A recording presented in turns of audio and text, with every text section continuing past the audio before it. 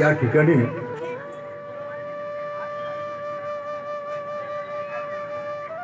काही अल्प वयाच्या काही मध्यम वयाच्या अशा उपासकांनी 10 दिवसासाठी प्रवज्ञा घेतली. तर या प्रवज्ञेचा उद्देश काय, हेतू काय, ही प्रवज्ञा कशासाठी आहे हे आपल्याला समजणं अत्यंत आवश्यक आहे. आणि त्या संबंधी सतत 9 दिवसापासून पूज्यनीय भिक्षुनी आपल्याला त्यांचा उपदेश केलाच असेल. ही जी प्रवज्ञा आहे ती शान शोकासाठी नाही, मोठेपणासाठी नाही. तर या प्रवज्ञेचा उद्देश आहे की सर्व दुःखातून मुक्त होऊन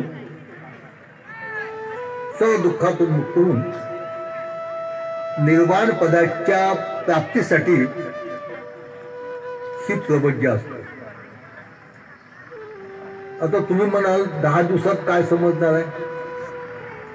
धम्म हे जन्मांतरे समजत नाही आणि एका क्षणातही समजते. आपण जो समजून घेतला त्याची अनुभूती ज्याला झाली त्याला एक क्षणातही समजते. आणि आपण समजून घेतला नाही तर जन्मांतर तो आपला समजत नाही. आणि म्हणून पहिल्या प्रथम जेव्हा आपण धम्मदेशना ऐकण्यासाठी बसतो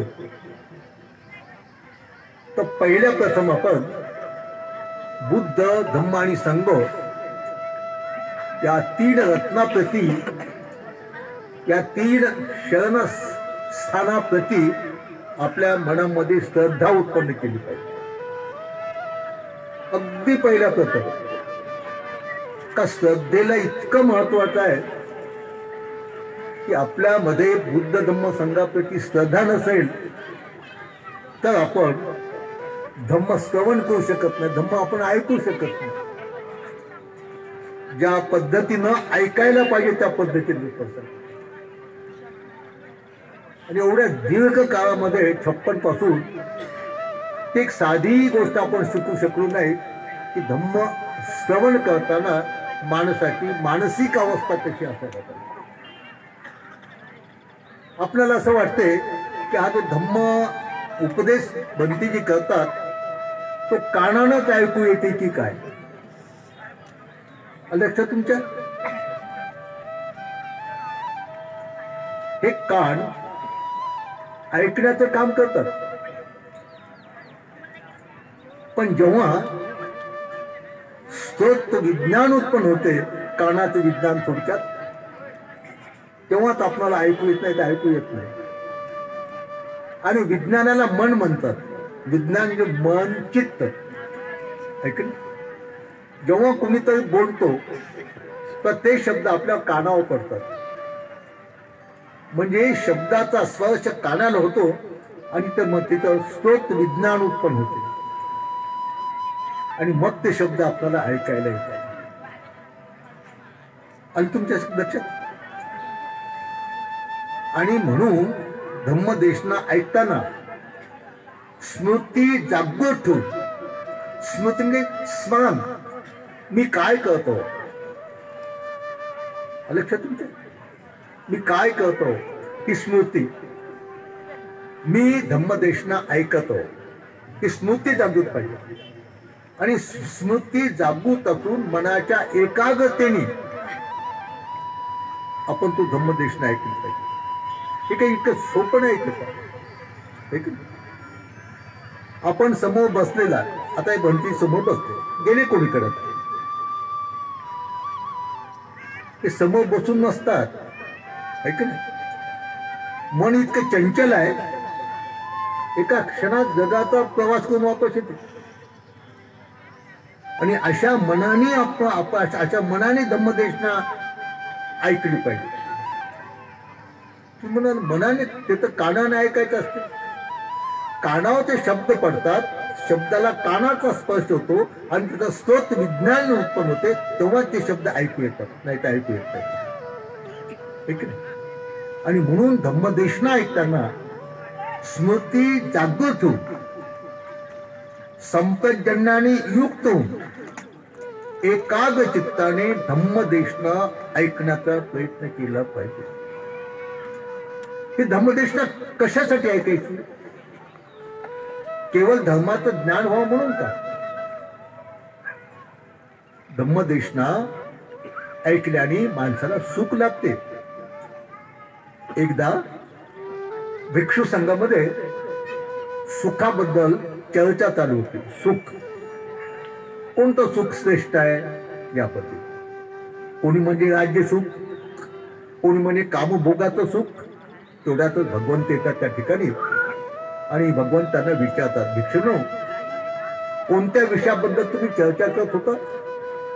भिक्षू म्हणतात, भगवान, सुखाबद्दल. जगात सर्वश्रेष्ठ सुख कोणतं आहे? कोणी म्हणतो राज्य सुख, कोणी म्हणतो कामभोगाचं सुख. तेव्हा भगवान बुद्ध खरं सुख कोणतं आहे हे सांगताना भिक्षूंना उपदेश करतात. हे राज्य सुखही खरं सुख नाही, ते अनित्य आहे.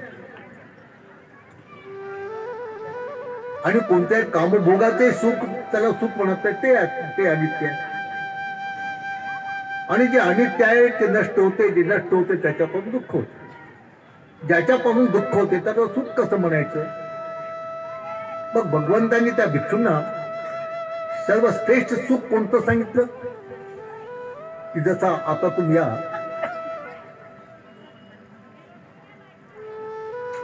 तर कोणी जे भौतिक सुख जे आहे, भौतिक, त्या भौतिक सुखामध्ये गढून जातात. खाणं पिणं, कपडे लते, औषध पाणी, चांदी सोनं, मान सन्मान, घर दार, ऐश्वर्य, त्याला सुख म्हणतात. पण हे खरं सुख नाही, का ते अनित्य आहे ना, ते सारखं टिकत नाही. जे अनित्य आहे ते नष्ट होते, जे नष्ट होते त्याच्या पण दुःख होते. दुःख म्हणजे सुख कम.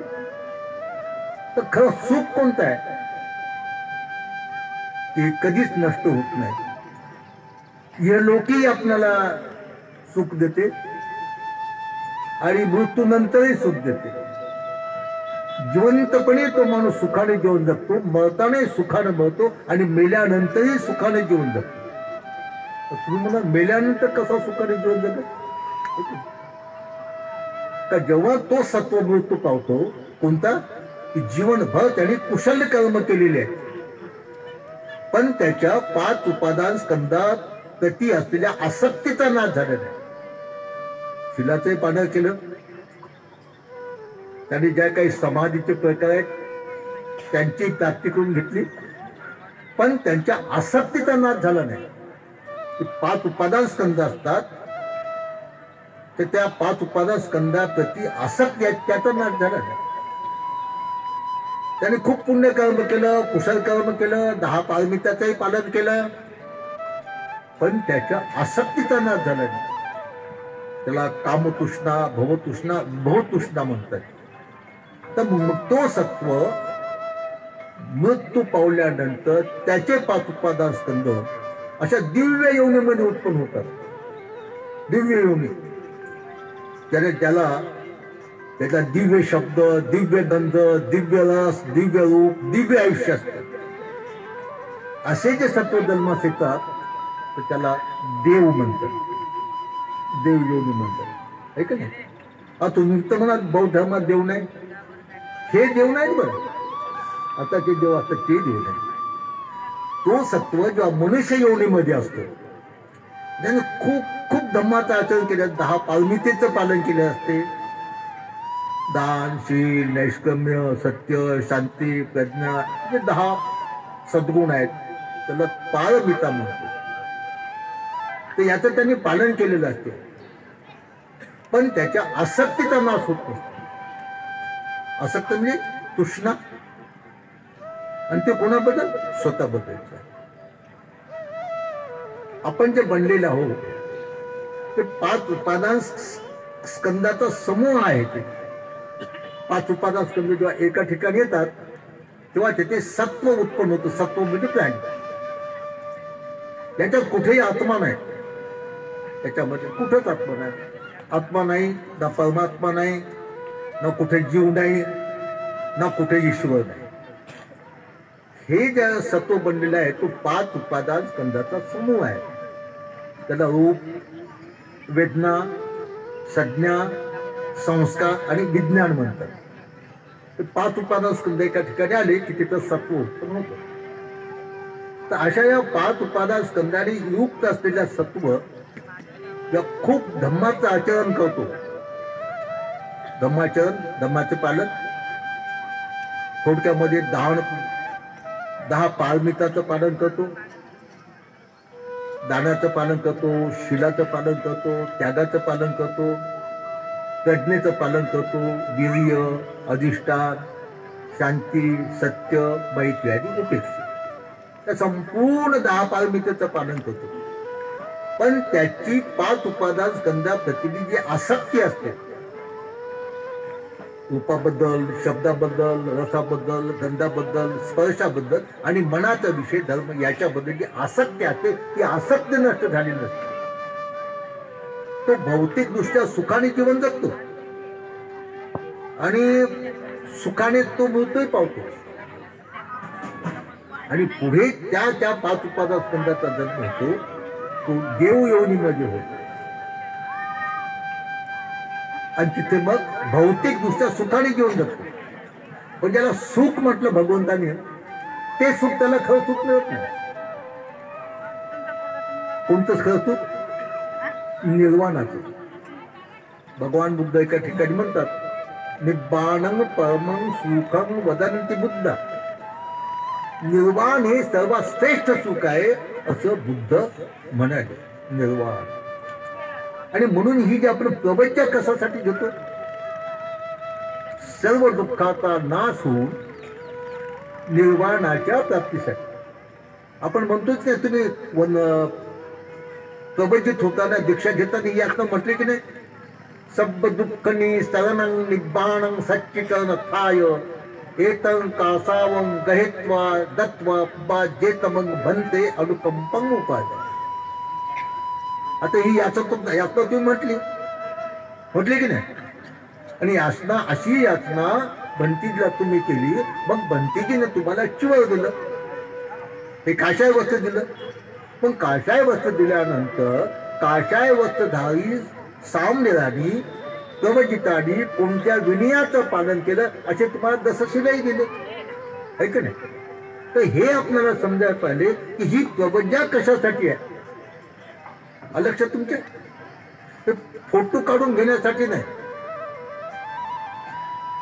खाण्यासाठी नाही, मोज मजासाठी नाही, सर्व दुःखातून मुक्त होऊ खऱ्या निर्वाण सुखाच्या प्राप्तीसाठी ही प्रवज्ञा आहे. लक्षात. तर हे निर्वाणाचं सुख जे आहे ते प्राप्त करून घेण्यासाठी, तर लौकिक सुख आहे ते प्राप्त करून घेण्यासाठी आपल्याला धम्माचं ज्ञान असणं अत्यंत आवश्यक आहे. धम्माच्या ज्ञानाशिवाय आपण कोणत्याही प्रकारचं सुख आपल्याला प्राप्त होऊ शकत नाही. मग तो गृहस्थाचा असो, श्रमणाचा असो, कोणाचा असो. जर तुम्हाला सुखी बनायचं असेल तर तुम्ही धम्म समजून घेऊन त्या धम्माचं आचरण केलं पाहिजे. म्हणून बुद्ध एका ठिकाणी म्हणाले ना, धम्मं चरे सुचरितं नतं दुचरितं चरे धम्मचारी सुखं सेति अस्मि लोके परंगच. धम्मं चरे सुचरितं, चांगल्या तऱ्हेने धम्माचं आचरण करा. नतं दुचरितं चरे, वाईट तऱ्हेने नाही. धम्मचारी सुखं सेति, जो धम्माचं आचरण करतो, धम्माप्रमाणे वागतो, तो सुखाने जीवन जगतो. अस्मि लोके परंगच, म्हणजे याही लोकांमध्ये आणि मेल्यानंतर जिथे त्याचा उत्पन्न होतो त्याही लोकांना. हे भगवान बुद्धांनी स्वतः उपदेश केलेला आहे. आणि म्हणून आपल्याला सुखाने जीवन जगायचं असेल, सुखाने मरायचं असेल आणि मेल्यानंतर पुन्हा सुखाने जीवन जगायचं असेल तर आपण धम्म जाणून त्या धम्माचं आपण आचरण केलं पाहिजे. मग कोणाला सुख नको? सुखासाठी तर आपल्या सारा धडपडी आहेत, प्रत्येकाच्या सुखासाठी धडपडी आहे. पण खरं सुख कोणतं आहे हे मात्र आपण समजून घेत नाही. खरं सुख कोणतं आहे म्हणून त्या भिक्षू संघामध्ये जी चर्चा चालली होती, सर्वश्रेष्ठ सुख कोणतं आहे. कोणी म्हणजे राज्य सुख, कोणी म्हणजे कामभोगाचं सुख, कोणी म्हणते षडायतनाचे जे विषय आहेत त्यांना स्पर्श करून त्याच्यापासून उपभोगात आणलेलं सुख. त्या भगवंतांनी त्याला उपदेश दिला. खरं सुख कोणतं आहे, श्रेष्ठ सुख कोणतं आहे. बुद्ध म्हणता सुखो बुद्धान उपादो सुखा सद्दम देशना सुखा संगस सामग्री समगाणं तपो सुख. सर्वश्रेष्ठ सुख कोणते सांगताना बुद्ध म्हणाले सुखो बुद्धान उपादो. बुद्धाची उत्पत्ती सुखदायक आहे. बुद्धाची उत्पत्ती, बुद्ध उत्पन्न होणे. सुखा सद्दम देशना, सद्दम्माची देशना, सद्दम्माचा उपदेश ऐकणं हे सुखदायक आहे. त्याच्यानं सुख मिळतं माणसाला. सद्दम्माचा उपदेश ऐकल्यानंतर माणसाला सुख मिळते. सुखा संघर्ष सामग्री. आणि संघामध्ये, कुटुंबामध्ये, गावामध्ये, विश्वामध्ये संघटित राहणं हे देखील सुखदायक आहे. समगाणं तपो सुख. पुढे बुद्ध म्हणतात संघटित होऊन सत्कार्य करणं हे देखील सुखदायक आहे. आता मला सांगा, हे इतकं सुख मिळतंय तर याच्यामध्ये बुद्धानं कुठं म्हटलेलं की सोन्यानं सुख मिळते, चांदीनं सुख मिळते, पैशानं सुख मिळते, शेतीनं सुख मिळते, सत्तेनं सुख मिळते? काही कुठंच उल्लेख नाही आहे. आणि बुद्ध किती खोटं बोलत नसतात. बुद्ध काय म्हणतात सुखो बुद्धान उपादो. बुद्धाची उत्पत्ती सुखदायक आहे. सुखा सद्दम देशना, सद्दम माता उपदेश ऐकणं सुखदायक आहे. सुखा संघर्ष सामग्री, संघामध्ये संघटन असणं हे सुखदायक आहे. समगाणं तपो सुख. आणि संघटित तप करणं. तप म्हणजे हे नाही बरं बाकीचं तप असते ते जंगलात जाणं, उकड बसणं, दाढ्या वाढवणं, डोक्याची केस वाढवणं, 10-15 दिवस पाण्याचा कण न पिणं, हे नाही सुख. तपाचा साधा सोपा अर्थ होतो सत्कार्य. तपाचा एक अर्थ होतो बुद्धांनी सांगितलं खंती परमंग तपो तित्तिका वदंती बुद्धा. बुद्ध म्हणतात खंती, सहनशीलता आणि क्षमाशीलता हे सर्वश्रेष्ठ तप आहे. खंती परमंग तपो तित्तिका म्हणजे सहनशीलता आणि क्षमाशीलता हे सर्वश्रेष्ठ तप आहे असं भगवंतांनी सांगितलं. आणि संघटित होऊन अशा प्रकारचं संघटित होऊन अशा प्रकारचं तप करणं हा सुखाचा भाग. म्हणून ज्यांना सुख पाहिजे असेल ते या बुद्ध वचनाचा नीट अर्थ समजून त्याप्रमाणे आपण वागलो तर जीवनामध्ये माणसाला सुख मिळते. आता तुम्ही म्हणाल मग हे भौतिक सुख त्याच्यापासून मिळते का? भौतिक सुख खाणं पिणं, कपडे लते, औषध पाणी, गाड्या घोड्या, महाल, ऐक ना, चांदी सोनं, ऐक ना, हे तर सहजच मिळते त्याच्यापासून, हे दिसत नाही. सद्दम्माची देशना ऐकून त्याप्रमाणे जर आपण वागलो हे सुख तर सहजच मिळतं, सहज मिळतं. पण त्याच्याही पेक्षा सर्वश्रेष्ठ निर्वाणाचं सुख मिळते. सद्धम्माचा उपदेश ऐकून, सद्धम्माचा उपदेश जाणून, त्याचा अर्थ समजून त्याप्रमाणे आपण वागलो तर लौकिक सुख मिळते, लोकोत्तर सुख मिळते. आणि या दोन्ही सुखापेक्षा सर्वश्रेष्ठ जे सुख आहे ते निर्वाणाचं सुख हे लौकिक मिळते. इथेच मेल्यानंतर नाही बरं. आता आम्हाला निर्वाणाचा काही अर्थ समजला नाही. एखादा कोणी मेलाय त्याला म्हणतात माझा बाप निर्वाणाला गेला. निर्वाण म्हणजे मृत नाही बरं. निर्वाण, वाण म्हणजे तृष्णा, नि म्हणजे नष्ट. सर्व तृष्णेला नष्ट जेव्हा माणूस करतो, सर्व तृष्णेचा जेव्हा नाश होतो त्याच्या सर्व तृष्णा जेव्हा भंग पावतात तेव्हा त्याला म्हणतात, त्याला निर्वाण प्राप्त होतं. निर्वाण म्हणजे मृत्यू नाही. तर एवढा सांगण्याचा हेतू एकच आहे की जर आपल्याला सुख पाहिजे असेल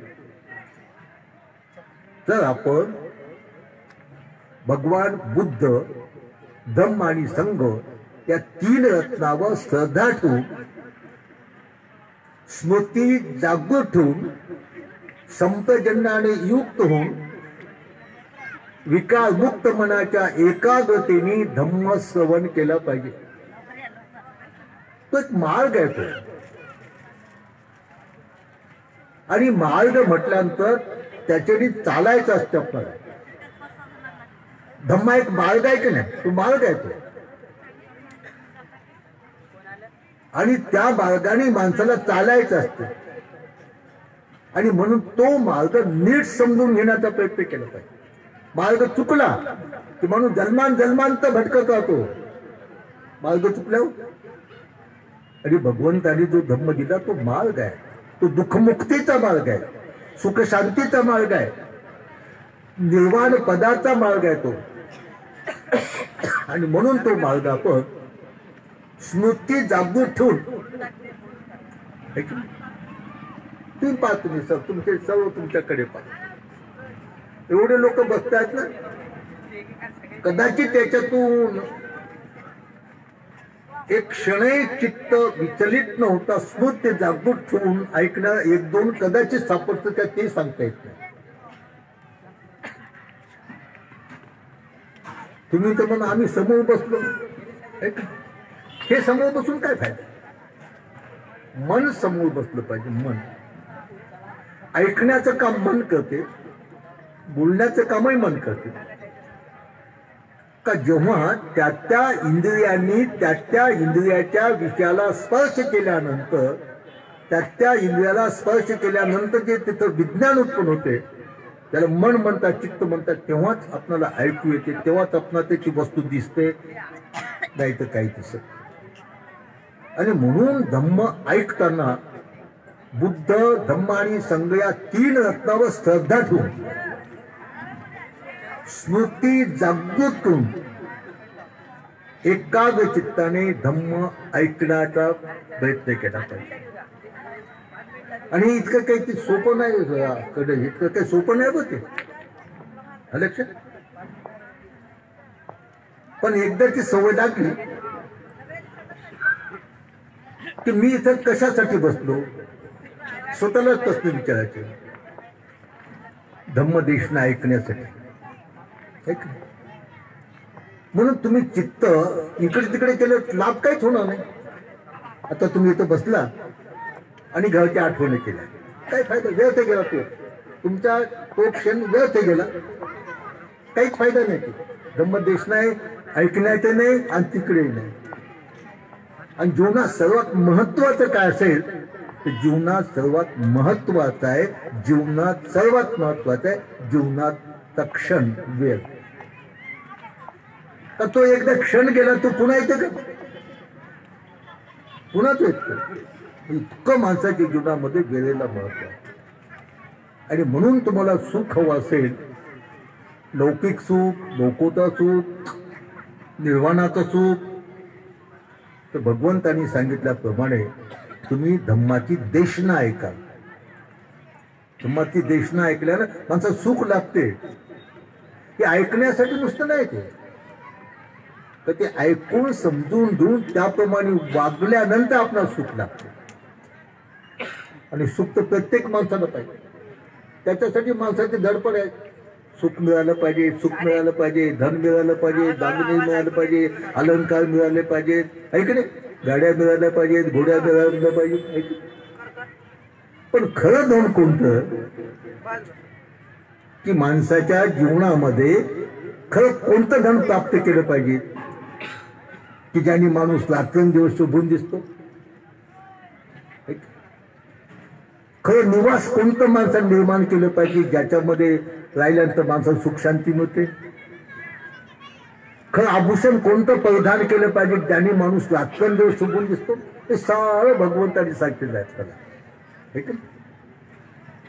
आणि असं हे सर्व सांगितलं तर हे मिळवण्यासाठी